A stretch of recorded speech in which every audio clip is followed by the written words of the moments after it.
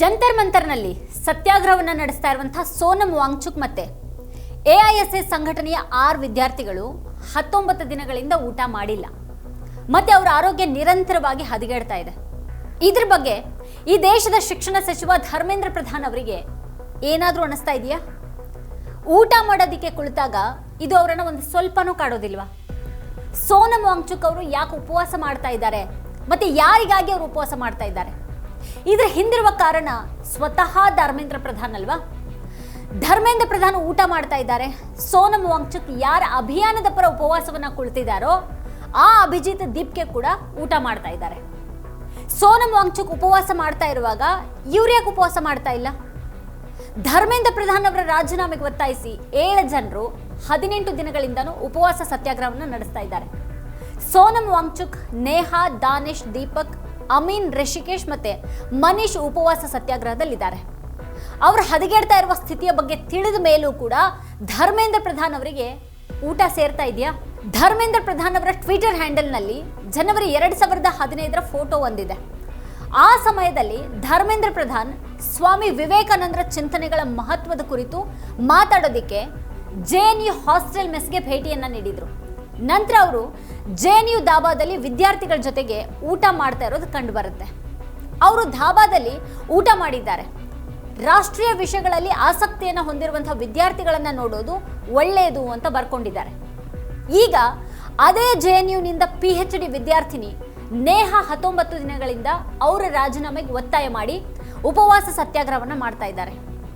ಈಗ ಧರ್ಮೇಂದ್ರ ಪ್ರಧಾನ್ ರಾಷ್ಟ್ರೀಯ ವಿಷಯಗಳಲ್ಲಿ ನೇಹಾ ಅವರ ಆಸಕ್ತಿಯ ಬಗ್ಗೆ ಪ್ರತಿಕ್ರಿಯೆಯನ್ನು ನೀಡ್ತಾರಾ? ಧರ್ಮೇಂದ್ರ ಪ್ರಧಾನ್ ರಾಜೀನಾಮೆ ನೀಡೋವರೆಗೂ ಉಪವಾಸ ಸತ್ಯಾಗ್ರಹ ನಡೆಸೋದಕ್ಕೆ ನಿರ್ಧಾರ ಮಾಡಿದಾಗ ಅದು ಈ ದೇಶದ ಸಾಮಾನ್ಯ ಜನರಿಗೆ ಮನವಿಯಾಗಿತ್ತು ಅಂತ ನೇಹಾ ಹೇಳ್ತಾರೆ. ಇದು ಈ ದೇಶದ ಯುವಕರು ಮತ್ತೆ ವಿದ್ಯಾರ್ಥಿಗಳು ಒಗ್ಗೂಡಿ ನಮ್ಮ ಐತಿಹಾಸಿಕ ಏಕತೆಯ ಪರಂಪರೆಯನ್ನ ಪುನರುಜ್ಜೀವನಗೊಳಿಸಬಹುದಾದಂತಹ ರಾಜಕೀಯ ಕ್ಷಣ ಅಂತ ನಾವು ಭಾವಿಸಿದ್ದೀವಿ ಅಂತ ಅವ್ರು ಹೇಳ್ತಾರೆ. ನಮ್ಮ ಉಪವಾಸ ಸತ್ಯಾಗ್ರಹ ದಬ್ಬಾಳಿಕೆಗೆ ಒಗ್ಗಿಕೊಂಡಿರೋರಿಗಲ್ಲ, ಅವರು ದಬ್ಬಾಳಿಕೆಗೆ ಒಗ್ಗಿಕೊಂಡಿದ್ದಾರೆ. ಈ ಉಪವಾಸ ಸತ್ಯಾಗ್ರಹ ಬಹುಶಃ ತಮ್ಮೊಳಗಿನ ಧೈರ್ಯವನ್ನ ಮರೆತವರಿಗೆ, ತಮ್ಮೊಳಗಿನ ಮಾನವೀಯತೆಯನ್ನ ಮರೆತವರಿಗೆ ಒಂದು ಮನವಿಯಾಗಿದೆ. ಆದರೆ ಈ ಚಳವಳಿ ಎಷ್ಟು ವಿಸ್ತರಿಸಿದೆ ಅಂತ ಅಂದ್ರೆ ಪ್ರತಿದಿನ ಸುಮಾರು 40 ರಿಂದ 50 ಜನ ನಮ್ಮನ್ನ ಭೇಟಿ ಮಾಡೋದಕ್ಕೆ ಮತ್ತೆ ಬಿಜೆಪಿಗೆ ನಾವು ಮತ ಹಾಕಿದ್ದಕ್ಕೆ ಕ್ಷಮೆ ಯಾಚಿಸೋದಿಕ್ಕೆ ಬರ್ತಾರೆ. ಅದಕ್ಕಾಗಿನೇ ನಾವಿವತ್ತು ಉಪವಾಸ ಸತ್ಯಾಗ್ರಹದಲ್ಲಿದ್ದೀವಿ ಅಂತ ನೇಹಾ ಹೇಳ್ತಾರೆ. ಸೋನಂ ವಾಂಗ್ಚುಕ್ ಅವರೊಂದಿಗೆ ಉಪವಾಸ ಸತ್ಯಾಗ್ರಹವನ್ನು ನಡೆಸ್ತಾ ಇರುವಂತಹ ವಿದ್ಯಾರ್ಥಿಗಳಲ್ಲಿ ನೇಹಾ ಕೂಡ ಒಬ್ರು. 3 ವಿದ್ಯಾರ್ಥಿಗಳನ್ನ ಈಗಾಗಲೇ ಆಸ್ಪತ್ರೆಗೆ ದಾಖಲಿಸಲಾಗಿದೆ. ಧರ್ಮೇಂದ್ರ ಪ್ರಧಾನ್ ಅವರ ರಾಜೀನಾಮೆಗೆ ಒತ್ತಾಯಿಸಿ ಜಂತರ್ ಮಂತರ್ನಲ್ಲಿ ಜನಾಭಿಪ್ರಾಯ ಸಂಗ್ರಹ ನಡೀತಾ ಇದೆ. ಜಂತರ್ ಮಂತರ್ನಲ್ಲಿ ಧರ್ಮೇಂದ್ರ ಪ್ರಧಾನ್ ಅವರ ಬಗ್ಗೆ ಜನರು ಮಾಡಿದಂತಹ ವಿವಿಧ ಪೋಸ್ಟರ್ಗಳಿವೆ. ಪ್ರತಿಭಟನೆ ಪ್ರಾರಂಭ ಆಗಿ 26 ದಿನಗಳೇ ಕಳೆದಿವೆ. ಧರ್ಮೇಂದ್ರ ಪ್ರಧಾನ್ ಬಗ್ಗೆ ಜಂತರ್ ಮಂತರ್ನಲ್ಲಿ ತುಂಬಾ ನಡೀತಾ ಇದೆ. ಆದ್ರೆ ಇಲ್ಲಿನ ಮಡಿಲ ಮೀಡಿಯಾಗಳು ಅದರ ಕಡೆ ನೋಡೋದಿಲ್ಲ. ಧರ್ಮೇಂದ್ರ ಪ್ರಧಾನ್ ಅವರ ಮನೆ ಜಂತರ್ ಮಂತರ್ನಿಂದ 1000 ಮೈಲುಗಳಷ್ಟು ದೂರ ಏನಿಲ್ಲ.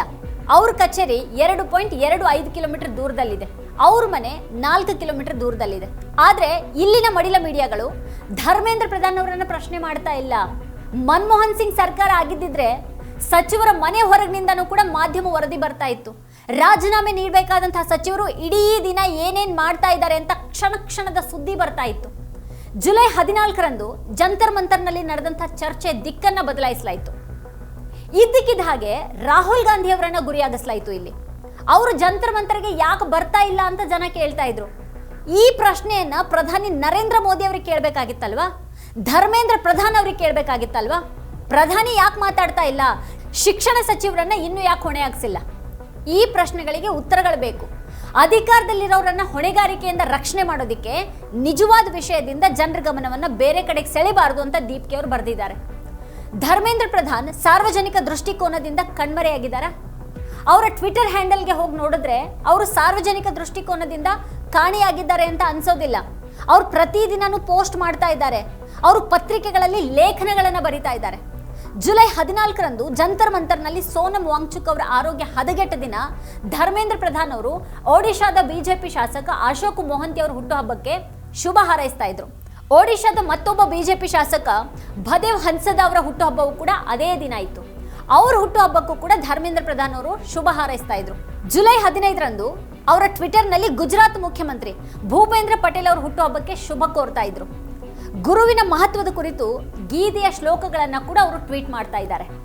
ಪ್ರಧಾನ್ ಅವರು ಟ್ವಿಟರ್ನಲ್ಲಿ ನಿರಂತರವಾಗಿ ಇರ್ತಾರೆ. ಆದರೆ ಅದೇ ಧರ್ಮೇಂದ್ರ ಪ್ರಧಾನ್ ಜಂತರ್ ಮಂತರ್ನಲ್ಲಿ ಉಪವಾಸ ಕುಳಿತಿರುವಂತಹ ಸೋನಮ್ ವಾಂಗ್ಚುಕ್ ಮತ್ತೆ ವಿದ್ಯಾರ್ಥಿಗಳ ನೋವನ್ನು ಯಾಕೆ ನೋಡ್ತಾ ಇಲ್ಲ?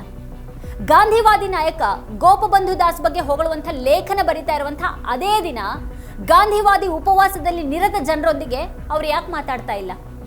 ಧರ್ಮೇಂದ್ರ ಪ್ರಧಾನ್ ಸಾಮಾನ್ಯ ನಾಯಕರಲ್ಲ. ಅವರು ಒಡಿಶಾದ ದೇವಗಢದಿಂದ ಸಂಸದರಾದವರು. ಅದಾದ ನಂತರ ಅವರು ಬಿಹಾರದಿಂದ ರಾಜ್ಯಸಭೆಗೆ ಹೋದ್ರು. ಅದಾದ ನಂತರ ಸಂಬಲ್ಪುರದಿಂದ ಗೆದ್ದು ಸಂಸದರಾಗ್ತಾರೆ. ಮತ್ತೆ 26 ವರ್ಷಗಳ ಕಾಲ ಸಂಸತ್ ಸದಸ್ಯರಾಗಿದ್ದಾರೆ. ಈ 26 ವರ್ಷಗಳಲ್ಲಿ ಅವರು 13 ವರ್ಷಗಳ ಕಾಲ ಕೇಂದ್ರದಲ್ಲಿ ಸಚಿವರಾಗಿದ್ದಾರೆ. ಸ್ಪಷ್ಟವಾಗಿ ಧರ್ಮೇಂದ್ರ ಪ್ರಧಾನ್ ಅವರು ಒಡಿಶಾ ಮುಖ್ಯಮಂತ್ರಿ ಹುದ್ದೆ ಮೇಲೂ ಕೂಡ ಕಣ್ಣಿಟ್ಟಿರಬಹುದು. ಮೋಹನ್ ಚರಣ್ ಮಾಂಝಿ ಮುಖ್ಯಮಂತ್ರಿ ಆಗೋದ್ರೊಂದಿಗೆ ಈ ಬಾಗಿಲು ಈಗ ಅವರಿಗೆ ಮುಚ್ಚಲ್ಪಟ್ಟಿದೆ. ಅವರನ್ನ ಕೇಂದ್ರ ಸರ್ಕಾರದಿಂದ ತೆಗೆದು ಹಾಕಿದ್ರೆ ಅವ್ರು ಎಲ್ಲಿಗೆ ಹೋಗ್ತಾರೆ? ಈ ಪ್ರಶ್ನೆ ಉದ್ಭವಿಸಬಹುದು. ನಿತಿನ್ ನವೀನ್ ಬಿಜೆಪಿ ಅಧ್ಯಕ್ಷರಾಗಿದ್ದಾರೆ. ಈಗ ಪ್ರಸ್ತುತ ಒಡಿಶಾದಿಂದ 3 ಕೇಂದ್ರ ಮಂತ್ರಿಗಳಾಗಿದ್ದಾರೆ. ಒಂದು ವೇಳೆ ಧರ್ಮೇಂದ್ರ ಪ್ರಧಾನ್ ರಾಜೀನಾಮೆ ಏನಾದರೂ ನೀಡಿದ್ರೆ ಅಶ್ವಿನಿ ವೈಷ್ಣವ್ ಅವರ ಪ್ರಭಾವ ಮತ್ತಷ್ಟು ಹೆಚ್ಚಾಗಬಹುದು.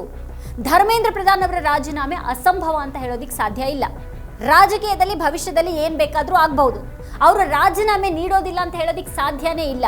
ಇದು ಧರ್ಮೇಂದ್ರ ಪ್ರಧಾನ್ ಅವರನ್ನ RSS ಎಷ್ಟು ಬೆಂಬಲಿಸುತ್ತೆ, ಮತ್ತೆ ಒಡಿಶಾ ರಾಜಕೀಯದಲ್ಲಿ ಅವ್ರ ವಿರೋಧಿಗಳು ಈ ಒಂದು ಅವಕಾಶವನ್ನ ಹೇಗೆ ಬಳಸ್ಕೊಳ್ತಾರೆ ಅನ್ನೋದ್ರ ಮೇಲೆ ಅವಲಂಬಿತ ಆಗಿರುತ್ತೆ.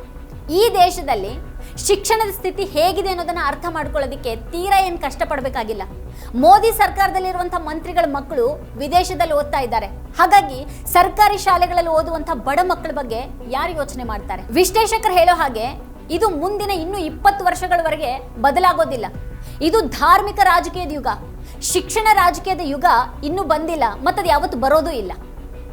ವೀಕ್ಷಕರೇ, ಈ ಕುರಿತು ನಿಮ್ಗೇನು ಅನ್ಸುತ್ತೆ, ಏನು ಅಭಿಪ್ರಾಯ ಇದೆ ಅದನ್ನು ವಿಡಿಯೋ ಕೆಳಗಡೆ ಕಮೆಂಟ್ ಮಾಡಿ ನಮಗೆ ತಿಳಿಸಿ. ಇದೇ ಹೊತ್ತಿನ ಸ್ಪೆಷಲ್ ನೋಡ್ತಾ ಇರಿ ವಾರ್ತಾಭಾರತಿ. ನೀವಿನ್ನು ವಾರ್ತಾಭಾರತಿ ಯೂಟ್ಯೂಬ್ ಚಾನಲನ್ನು ಸಬ್ಸ್ಕ್ರೈಬ್ ಮಾಡಿಲ್ಲ ಅಂತ ಅಂದರೆ ಈ ಕೂಡಲೇ ಸಬ್ಸ್ಕ್ರೈಬ್ ಮಾಡಿ, ಹಾಗೆ ಪಕ್ಕದಲ್ಲೇ ಇರುವಂಥ ಬೆಲ್ ಐಕಾನ್ ಪ್ರೆಸ್ ಮಾಡಿ ನಮ್ಮನ್ನು ಪ್ರೋತ್ಸಾಹಿಸಿ. ನಮ್ಮ ಕಾರ್ಯಕ್ರಮಗಳನ್ನು ನೀವು ನೋಡ್ತಾ ಇದ್ರೆ ನಮ್ಮ ಚಾನೆಲ್ ಅನ್ನ ಸಬ್ಸ್ಕ್ರೈಬ್ ಮಾಡಿ, ಪಕ್ಕದ ಬೆಲ್ ಐಕಾನ್ ಒತ್ತಿ ನಮ್ಮನ್ನ ಬೆಂಬಲಿಸಿ. ಹಾಗೆ ನಮ್ಮ ಕಾರ್ಯಕ್ರಮಗಳನ್ನ ಲೈಕ್ ಮಾಡಿ, ಕಮೆಂಟ್ ಮಾಡಿ, ಅದನ್ನ ಬೇರೆಯವರಿಗೂ ವಾಟ್ಸ್ಆಪ್ ಮೂಲಕ ಶೇರ್ ಮಾಡಿ. ನೀವು ಹೀಗೆ ಮಾಡಿದಾಗ ನಮ್ಮ ಚಾನೆಲ್ ಮತ್ತಷ್ಟು ಜನರಿಗೆ ತಲುಪಲು ನೀವು ನಮ್ಮೊಂದಿಗೆ ಸಹಕರಿಸಿದ ಹಾಗಾಗುತ್ತೆ. ಇದು ನೀವು ಯಾವುದೇ ಖರ್ಚಿಲ್ಲದೆ ಕೆಲವೇ ಸೆಕೆಂಡುಗಳಲ್ಲಿ ನೀಡಬಹುದಾದ ಸಹಕಾರ. ಧನ್ಯವಾದಗಳು.